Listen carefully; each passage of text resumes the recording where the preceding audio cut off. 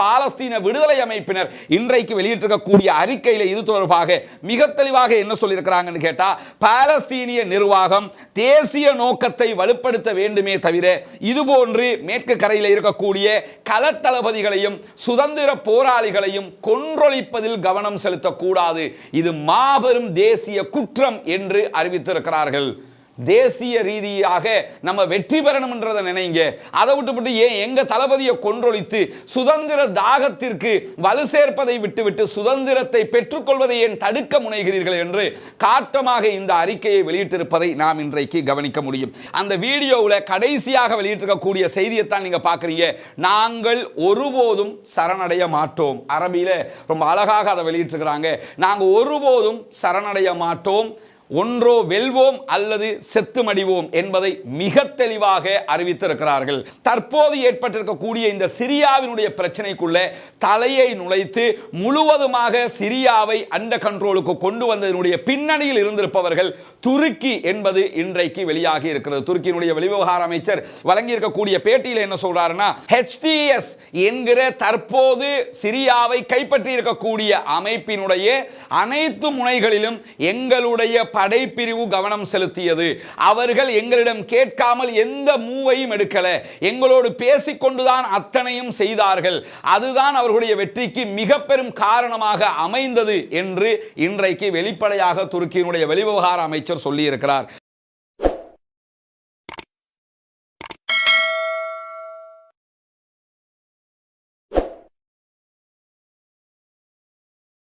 அஸ்ஸலாமு அலைக்கும் வரஹ்மத்துல்லாஹி வபரகாத்துஹு. பேரன்பிற்கினிய சகோதர சகோதரிகளே, நம் அனைவர் மீதும் ஏக இறைவனுடைய அமைதியும் கருணையும் உண்டாகட்டுமாக என்கிற உயரிய பிரார்த்தனைகளோடு 435வது நாளாகவும் காசாவிலும் காசாவையொட்டிய பாலஸ்தீன பெருநிலப்பரப்பிலும் என்னவெல்லாம் நடக்கிறது என்கிற செய்திகளோடு தற்போது பேசுபொருளாக நிற்கக்கூடிய சிரியாவினுடைய இன்றைய நிலை என்ன என்பதையும் தான் இன்றைக்கு நாம் பார்க்க இருக்கிறோம்.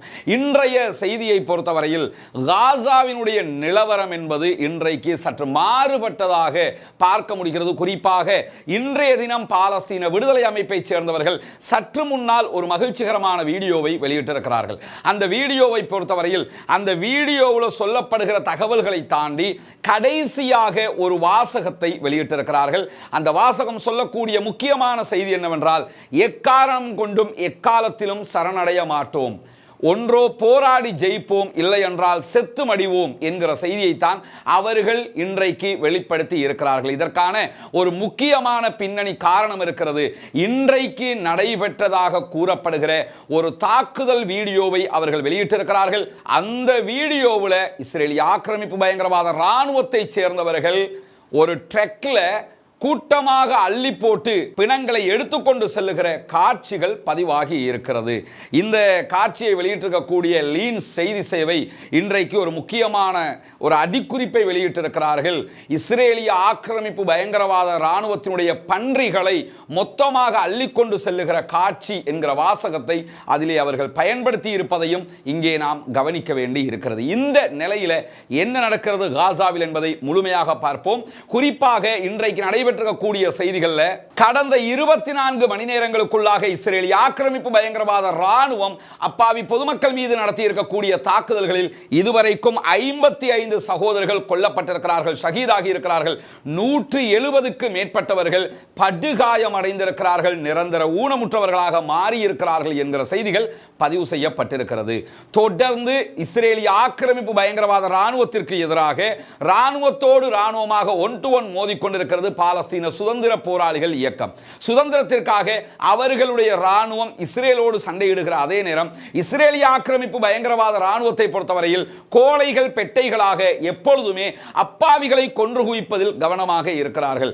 அப்பாவி பொதுமக்கள் மீதே தாக்குதல்களை நடத்துகிறார்களே தவிர பாலஸ்தீன விடுதலை அமைப்பினரை நாங்கள் ஒரு நாளைக்கு இத்தனை பேரை கொன்று குவித்தோம் என்கிற பட்டியலை வெளியிட முடியாத அளவுக்கு அவர்களுடைய லட்சணம் இருப்பதை நாம் கவனிக்க முடியும். இந்த நிலையில தான் இன்றைக்கு 55 சகோதரர்கள் கொல்லப்பட்டு ஷஹீதாக்கப்பட்டு 170க்கும் மேற்பட்டவர்கள் படுகாயம் அடைந்திருக்கிற செய்திகள் வெளியாகி இருக்கிற அதே நேரத்தில் இன்றைக்கு தைரல் பலாவில் நடத்தப்பட்டிருக்கக்கூடிய தாக்குதல்களில் தைரல் பலாவினுடைய மேயர் கொல்லப்பட்டிருக்கிறார், ஷஹீதாகி இருக்கிறார் என்கிற செய்திகளும் வெளியாகி இருக்கிறது. தைரல் பலாவினுடைய மேயர் தேர்தலில் ஜனநாயக ரீதியாக போட்டியிட்டு ஜனநாயக தேர்தலினூடாக மேயராக தேர்வு செய்யப்பட்டவர். ஒரு ஜனநாயக அமைப்பாக பாலஸ்தீன விடுதலை அமைப்பினர் தேர்தலை நடத்தி ஆட்சியை கைப்பற்றியிருந்தார்கள்.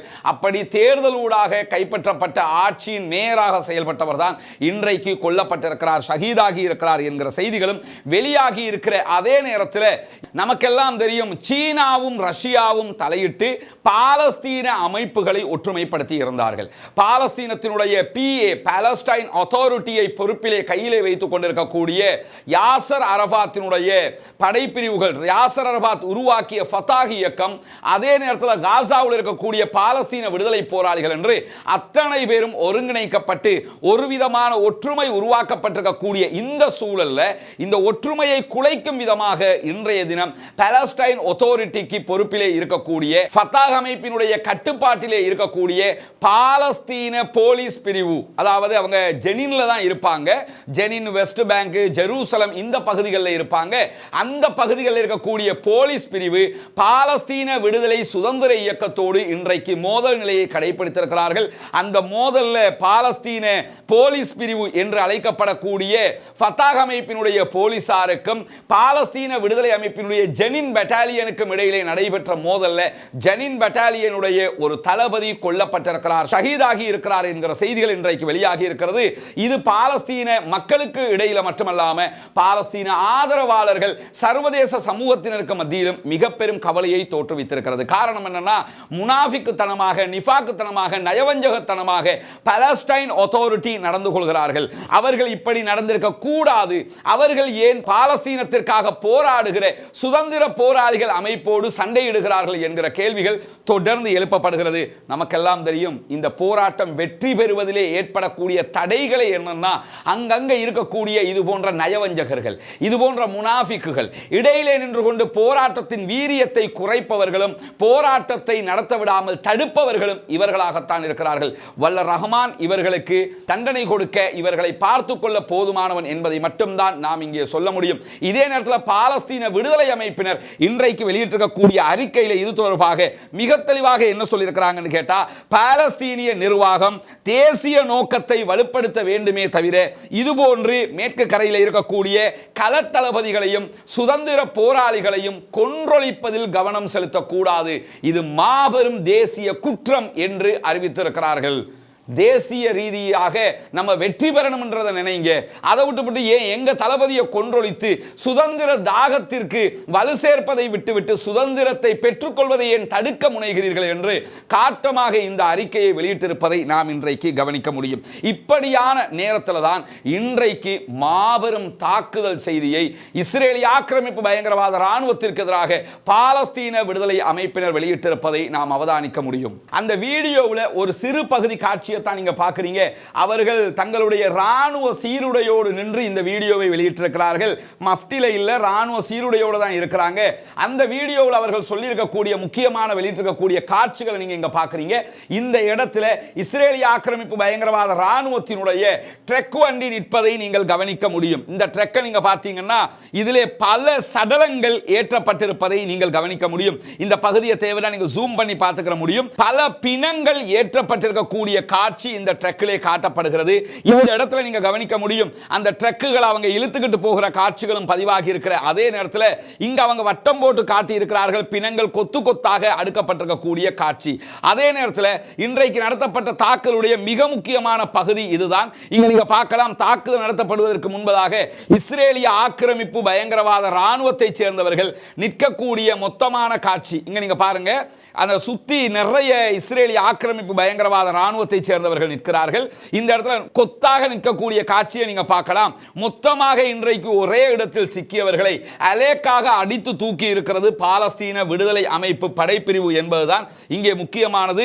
இந்த இடத்துல நீங்க பார்க்கலாம், மொத்தமாக தூக்குகிற காட்சியை தான் அவங்க காட்டியிருக்கிறாங்க.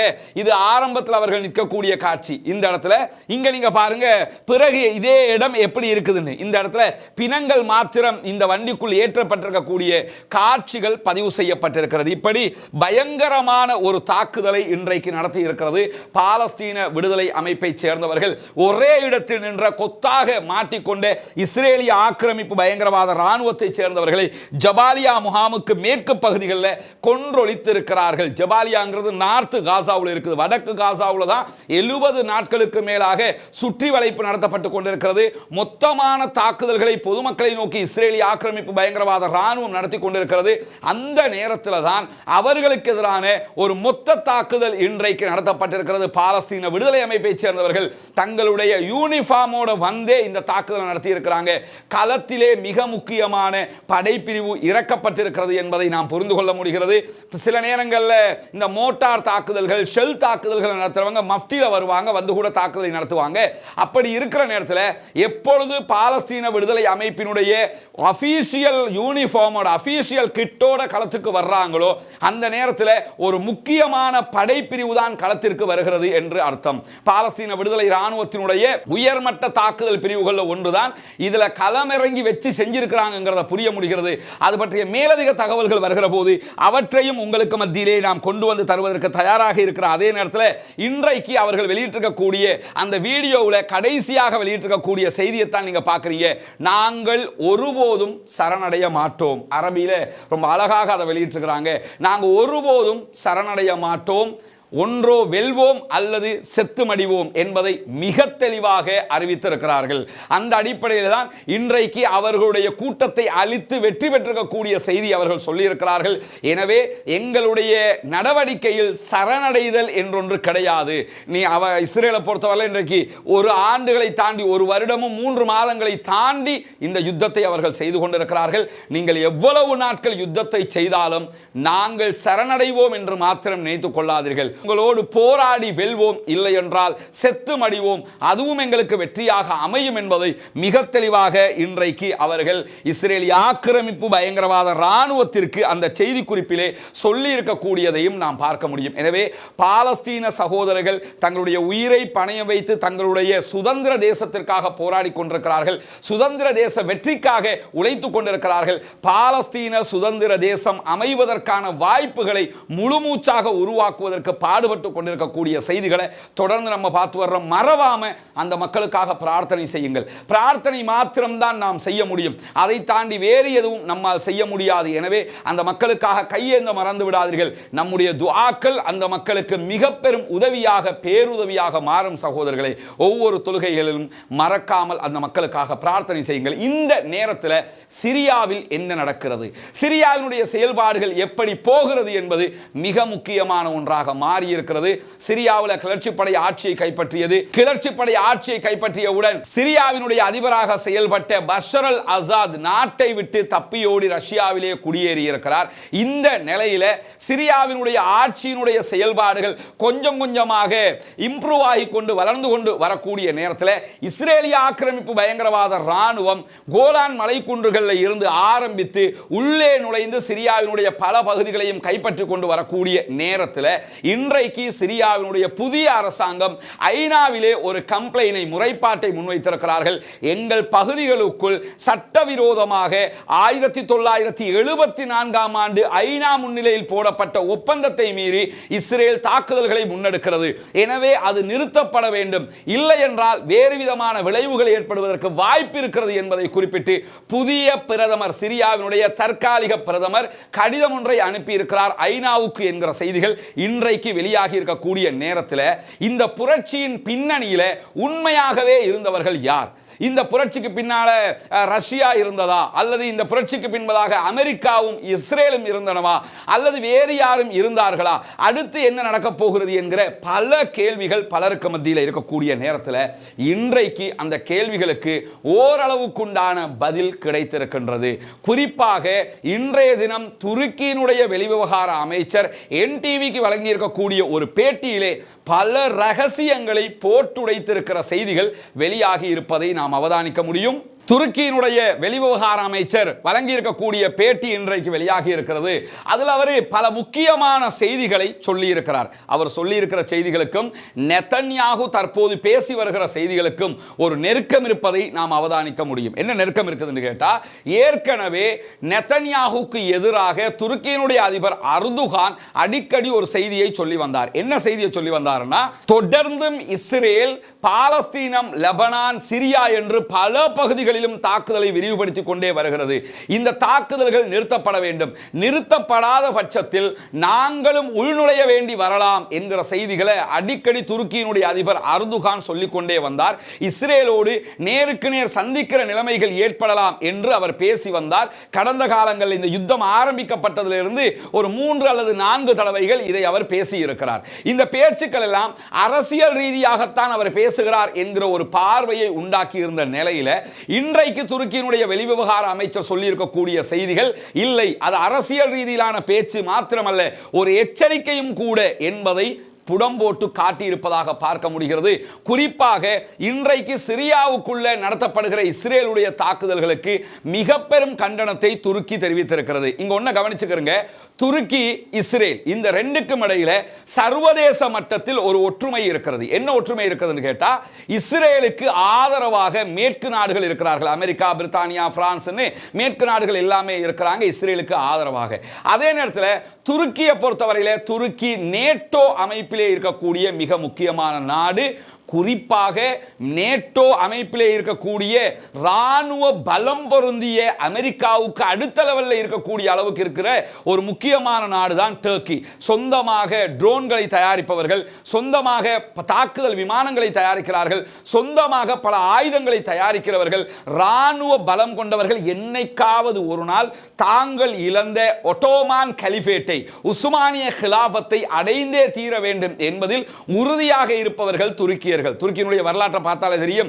துருக்கியினுடைய பழம்பெரும் கனவு என்னன்னு பார்த்தாலே, நாங்கள் என்றைக்காவது இழந்த ஒட்டோமான் கலிஃபேட்டை அடைய வேண்டும், எங்களுக்கு கீழால் மத்திய கிழக்கு இருக்க வேண்டும் என்பதை விரும்புகிறவர்கள். மத்திய கிழக்கின் தலைமையகமாக துருக்கி தான் இருக்க வேண்டும் என்பதை பல 100 ஆண்டுகளாக ஆசை வைத்துக் கொண்டிருக்கக்கூடியவர்கள். இழந்த மரியாதையை பெற்றெடுப்பதே தங்களுடைய நோக்கம் என்பதுதான் துருக்கியர்களுடைய ஆசை அவாவாக இருக்கிறது. இந்த நேரத்தில் தான் தற்போது ஏற்பட்டிருக்கக்கூடிய இந்த சிரியாவினுடைய பிரச்சனைக்குள்ள தலையை நுழைத்து முழுவதுமாக சிரியாவை அந்த கண்ட்ரோலுக்கு கொண்டு வந்ததனுடைய பின்னணியில் இருந்திருப்பவர்கள் துருக்கி என்பது இன்றைக்கு வெளியாகி இருக்கிறது. துருக்கியினுடைய வெளிவிவகார அமைச்சர் வழங்கி இருக்கக்கூடிய பேட்டியில் என்ன சொல்றாருன்னா, HTS என்கிற தற்போது சிரியாவை கைப்பற்றி இருக்கக்கூடிய அமைப்பினுடைய அனைத்து முனைகளிலும் எங்களுடைய படைப்பிரிவு கவனம் செலுத்தியது.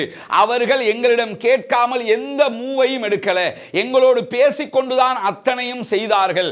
அதுதான் அவர்களுடைய வெற்றிக்கு மிக பெரும் காரணமாக அமைந்தது என்று இன்றைக்கு வெளிப்படையாக துருக்கியினுடைய வெளிவிவகார அமைச்சர் சொல்லி இருக்கிறார். ஏற்கனவே நமக்கெல்லாம் தெரியும், இந்த தாக்குதலை பொறுத்தவரையில திடீரென்று அவர்கள் ஒவ்வொரு அலப்போவை கைப்பற்றுதாங்க. அலப்போவுக்கு பிறகு ஹிம்ஸ் கைப்பற்றப்படுகிறது. இப்படி ஒவ்வொரு நகரமாக அந்த சருன்னு விழுகுது. வித்தின் 1 வீக்குக்குள்ள சிரியா முழுவதுமாக அந்த கண்ட்ரோலுக்கு வந்ததற்கான மிக முக்கியமான காரணம், சிரியாவினுடைய ராணுவம் எதிர்த்தாக்குதல்களை நடத்தவில்லை. சிரியாவினுடைய ராணுவம் கண்ட்ரோலுக்குள்ள இருந்தாங்க, விட்டு கொடுத்து கொண்டே இருந்தார்கள். சிரியாவினுடைய ராணுவத்தை விட்டு கொடுப்பு செய்வதற்கு தூண்டியது யார்? சிரியாவினுடைய ராணுவத்தோடு ஆல்ரெடி பேச்சுவார்த்தைகளை நடத்தியது யார்? சிரியாவினுடைய ராணுவம் இப்படித்தான் செயல்பட வேண்டும் என்று இன்ஸ்ட்ரக்ஷன் கொடுத்தது யார் என்கிற கேள்விகளுக்கு பதிலாக இன்றைக்கு துருக்கி சொல்லி இருக்கக்கூடிய பதில் என்னன்னா, நாங்கள் தான் அதையெல்லாம் செய்தோம். சிரியாவினுடைய ராணுவத்தை கண்ட்ரோலுக்குள்ள வச்சோம். சிரியாவினுடைய ராணுவம் என்ன செய்யணும்ங்கிறத தொடர்ந்து நாங்கள் அவர்களுக்கு அறிவுறுத்தி கொண்டே இருந்தோம். அதே போன்று HTS எப்படி முன்னேற வேண்டும் என்பதையும் நாங்கள் அறிவுறுத்தி கொண்டே இருந்தோம். அந்த அடிப்படையில் HTS முன்னேறி கொண்டே இருந்தார்கள். சிரியாவினுடைய ராணுவம், அசாதினுடைய படைப்பிரிவு பின்வாங்கிக் கொண்டே இருந்தார்கள். அப்படியே நாங்கள் முன்னேறி கொண்டிருக்கிற நேரத்தில் ஈரானை தலையிட வேண்டாம் என்று கேட்டுக்கொண்டோம். ஈரானுடைய ஆன்மீக தலைவர் ஆயத்துல்லா அலி ஹாமனி வழங்கி இருக்கக்கூடிய பேட்டியில் என்ன சொல்றாருன்னா, நாங்க இதுக்கு பல நாட்களுக்கு முன்பதாகவே அசாதுக்கு சொல்லிட்டோம், ஒரு சூழ்ச்சி நடக்குது, உங்களை வீழ்த்த போறாங்கிறத சொல்லிட்டோம், அசாதினுடைய படை கணக்கில் எடுக்கவில்லை என்று சொல்லி இருந்தார். அது இப்பொழுது உண்மை என்று தெரிகிறது. ஏன் கணக்கில் எடுக்கலன்னா, அவர்களுடைய உளவுத்துறைக்கு தகவல் கொடுக்கப்பட்டது. உளவுத்துறை தான் ஆல்ரெடி நாங்க துருக்கி சொல்றதை கேட்போம்ங்கிற முடிவுக்கு வந்துட்டாங்கல்ல. அதனால உளவுத்துறைக்கு வந்த தகவலை கூட உளவுத்துறை உதாசீனம் செய்து கொண்டது. ஏன்னா துருக்கி சொல்லிட்டாங்க, நம்ம அசாது வீழ்வதற்கு காரணமாக நம்மளும் இருக்கணும், துருக்கி நம்மை காப்பாற்றும். அதனாலவோ என்னவோ இப்ப நீங்க பார்க்கலாம், இதுவரைக்கும் சிரியாவினுடைய ராணுவத்தின் மீது எந்த ஆக்ஷனையும் HTS எடுக்கவில்லை. சிரியாவினுடைய ராணுவ தளபதிகள் யாரையுமே கைது செய்யவில்லை. குறிப்பாக அசாதினுடைய கவர்மெண்ட்ல அமைச்சர்களாக இருந்தாங்களா இல்லையா, அப்படி அமைச்சர்களாக இருந்தவர்களோடு நெக்ஸ்ட் வீக் ஒரு மீட்டிங் இருக்குது. இப்ப நியமிக்கப்பட்டிருக்கக்கூடிய புதிய அமைச்சர்களுக்கும் அவர்களுக்கும் இடையில் ஒரு மீட்டிங். என்ன மீட்டிங் கேட்டா, இதுவரைக்கும் எப்படி கவர்மெண்ட்டை கொண்டு போனீங்க, இனி நாங்க எப்படி கொண்டு போகணும், உங்க அனுபவங்கள் இருந்தா தாங்க, எங்க அனுபவங்கள் இப்படித்தான் இருக்குது என்பதை பகிர்ந்து கொண்டு செயல்படுவோம் என்கிற இடத்துக்கு ஏன் வர்றாங்கன்னு சொன்னா, எல்லாமே பக்கா ப்ரீ பிளானாக துருக்கி கொடுத்த பிளான் இம்ப்ளிமெண்ட் பண்ணப்பட்டிருக்கிறது. அதை வெளிப்படையாக இன்றைக்கு துருக்கியினுடைய வெளிவிவகார அமைச்சர் சொல்லி இருப்பது மட்டுமல்லாமல் ரஷ்யாவையும் இதிலே ஒட்டுமொத்தமாக தலையிட வேண்டாம் என்று நாங்கள் கேட்டுக்கொண்டிருந்தோம்.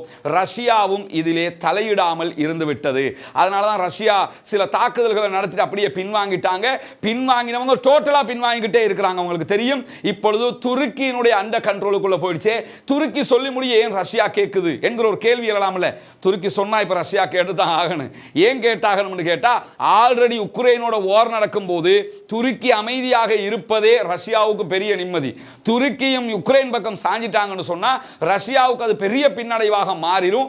எனவே அந்த இடத்தில் ரஷ்யாவுக்கு ஆதரவாக துருக்கி நிற்பதால் இந்த இடத்துல துருக்கிக்கு ஆதரவாக ரஷ்யா இருந்திருக்கிறது என்பதை நாம் புரிய வேண்டும். அதே போன்று துருக்கியை பகைத்துக் கொள்ள வேண்டியது இல்லை. கொள்கை அளவில், ஒரு ஜியோ பாலிட்டிக்ஸ் அளவில் நமக்கு சாதகமானவங்க தான் துருக்கி என்கிற அடிப்படையில் ஈரானும் சைலண்ட் ஆகி இருக்கிறாங்க என்பதை இவருடைய பேட்டியிலிருந்து நம்ம புரிந்து கொள்ள முடிகிற அதே நேரத்தில் இவர் இன்னொரு முக்கியமான செய்தியை சொல்றாரு. என்ன செய்தியை சொல்றாருன்னா, இப்ப இஸ்ரேல் நிறைய ராணுவத்தினுடைய தளவாடங்களை அழிக்கிறாங்களே, 15 கப்பலுக்கு மேல அழிச்சிட்டாங்க. அதே மாதிரி அங்க இருக்கக்கூடிய ராணுவத்தினுடைய விமானங்கள், விமான தளங்கள் எல்லாத்தையும் அழிச்சுக்கிட்டே இருக்கிறாங்களே.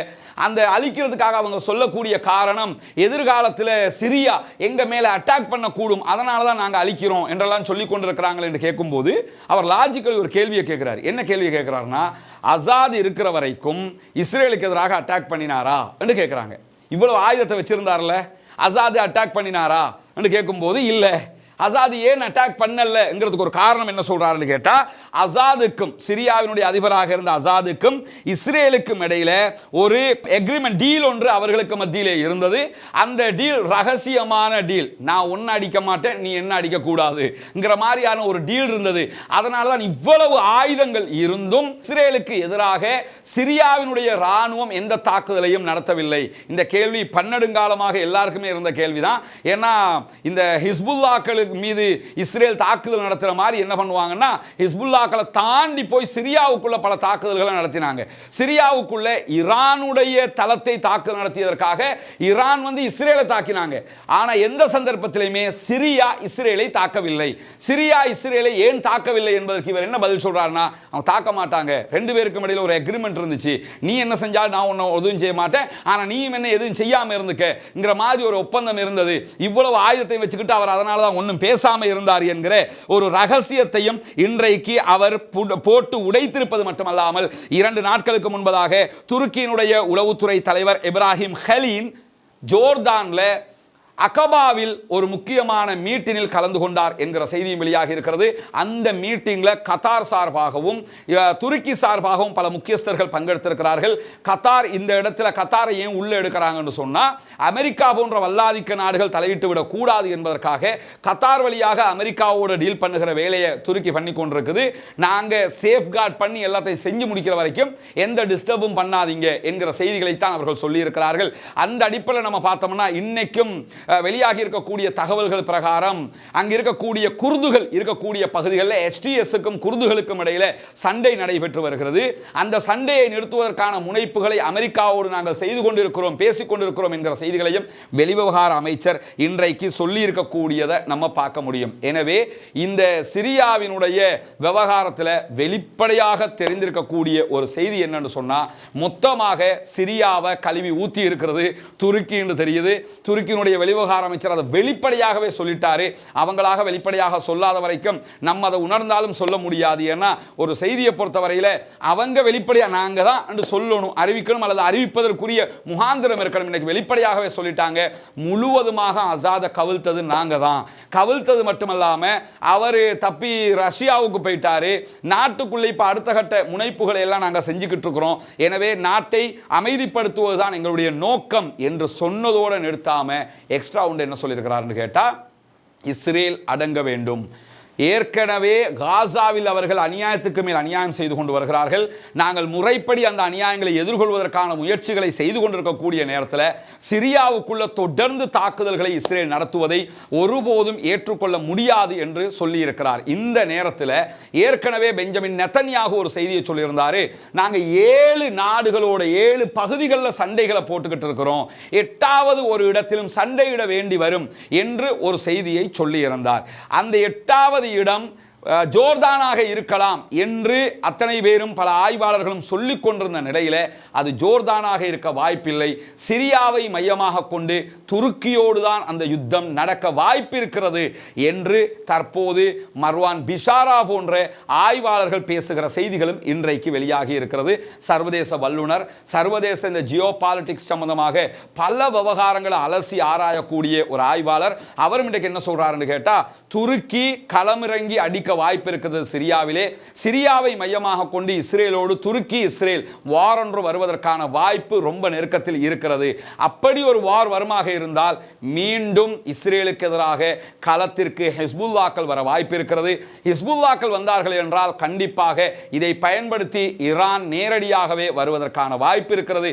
அப்படி ஒரு வாய்ப்பு வருவாக இருந்தால் துருக்கி நினைக்கிற மாதிரி உடனடியாக அவங்க மத்திய கிழக்கினுடைய லீடர் என்கிற இடத்துக்கு வரலன்னா கூட மத்திய கிழக்கில் பல பகுதிகளை கண்ட்ரோல் பண்ணக்கூடிய ஒரு இடத்துக்கு வந்துடுவாங்க. இப்பவே நம்ம பார்க்கலாம், ஒரு ஈரானுங்கிறது ஒரு மாபெரும் வல்லரசாக இருந்தாலும் துருக்கியோட இணங்கி போறாங்க. துருக்கியோட எதிர்த்து நிற்காம ஓகே நாங்க சிரியாவில இருந்து ஒதுங்கிக்கிறோம், நீங்க பார்த்துக்கிறங்க என்று இதுவரைக்கும் சிரியா ஈரானுடைய அண்ட கண்ட்ரோலில் இருந்த நிலை மாறி தற்போது துருக்கியினுடைய அண்ட கண்ட்ரோலுக்கு வந்திருக்கிறது. இந்த ரெண்டு பேர கையில் இருந்தாலும் ஒருவருக்கொருவர் எதிரிகள் இல்லை என்பதால் கொள்கை அளவில் வேறுபாடு இருக்கிற துருக்கி சன்னி பிரிவை சார்ந்து நிற்கிறார்கள், ஈரான் ஷியா பிரிவை சார்ந்து நிற்கிறார்கள். கொள்கை அளவில் மாறுபாடுகள் இருந்தாலும் அரசியல் அளவில் துருக்கியும் ஈரானும் ஒருங்கிணைந்து பயணிக்கக்கூடிய நாடுகளாக இருக்கிற காரணத்தினால கண்டிப்பாக இதிலே துருக்கிக்கு எதிராக ஈரான் போகாது.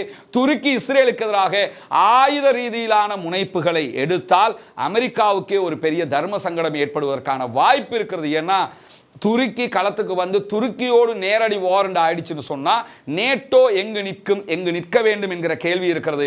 நேட்டோவை பொறுத்தவரையில் அவர்கள் நிற்க வேண்டிய இடம் துருக்கியோடு தான், மாறி இஸ்ரேலோடு நிற்க முடியாது. ஏன் நிற்க முடியாதுன்னு கேட்டால், நேட்டோவில் இருக்கக்கூடிய ஒரு நாட்டோட யாராவது சண்டைக்கு வந்தாங்கன்னா நேட்டோவில் இருக்கிற அத்தனை உறுப்பு நாடுகளும் அந்த நாட்டுக்கு ஆதரவாக வந்து நிற்கணும் என்பது நேட்டோவினுடைய விதி.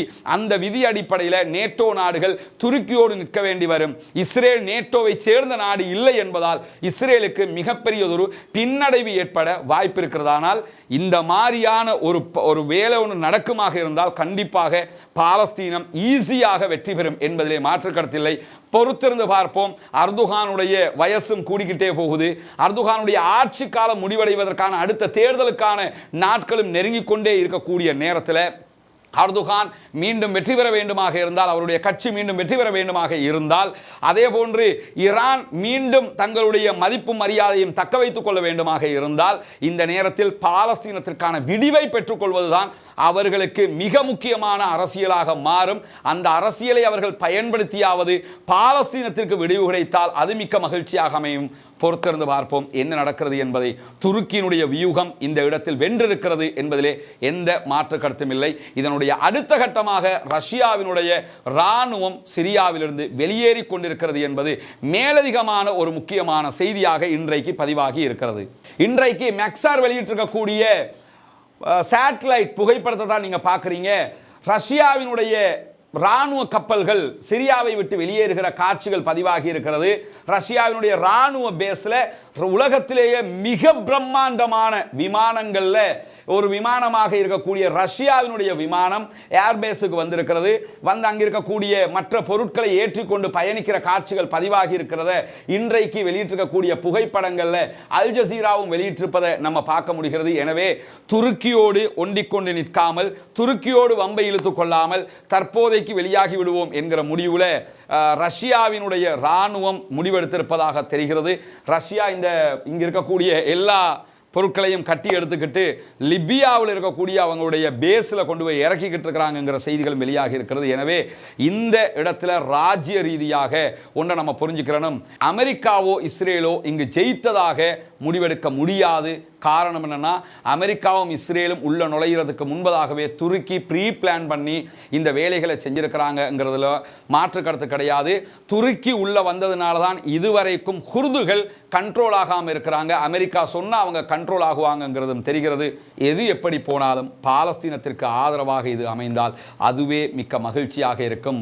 இந்த நாளாந்த அரசியலை பொறுத்தவரையில் ஒவ்வொரு நாளும் அரசியல் கள நிலவரங்கள் மாறிக்கொண்டே இருப்பதையும் நாம் அவதானிக்க முடியும். அந்த அடிப்படையில் ஒவ்வொரு நாளும் நடைபெறக்கூடிய செய்திகளை உங்களுக்கு மத்தியிலே கொண்டு வந்து சேர்த்து கொண்டிருக்கிறோம். நம்முடைய செய்திகளை உடனுக்குடன் அறிந்து கொள்வதற்காக மறவாமல் RasmeenMSc டாக்ஸ் என்கிற நம்முடைய யூடியூப் சேனலை சப்ஸ்கிரைப் பண்ணாதவங்க சப்ஸ்கிரைப் பண்ணிக்கிற அதே நேரம் மற்றவர்களுக்கும் இதை பகிருங்கள். கீழே டிஸ்கிரிப்ஷனில் இருக்கக்கூடிய நம்முடைய டெலிகிராம் மற்றும் வாட்ஸ்அப் சேனலில் இணையாதவங்க அதில் இணைஞ்சுக்கிட்டீங்கன்னா உடனுக்குடன் இந்த செய்திகள் உங்களை வந்து அடைந்து கொள்ளும். தொடர்ந்தும் உண்மை செய்திகளோடு இணைந்திருங்கள் என்கிற கோரிக்கைகளோடு பாலஸ்தீனம் வெற்றி பெற வேண்டும், பாலஸ்தீனம் சுதந்திரமடைய வேண்டும், பாலஸ்தீன மக்களும் நிம்மதியானவர்களாக வாழ வேண்டும் என்று அல்லாஹ்விடத்தில் பிரார்த்தனை செய்ய மறந்து விடாதீர்கள். ஒவ்வொரு தொழுகைகளிலும் குனூத்து நாசிலாவை ஓதுவதற்கு மறந்து விடாதீர்கள் என்கிற உயரிய கோரிக்கைகளோடு பாலஸ்தீன மக்களுக்காக ஜனநாயக ரீதியாக குரல் எழுப்புவோமாக. வாஹிர் தஅவானா அல்ஹம்துலில்லாஹி ரப்பில் ஆலமீன்.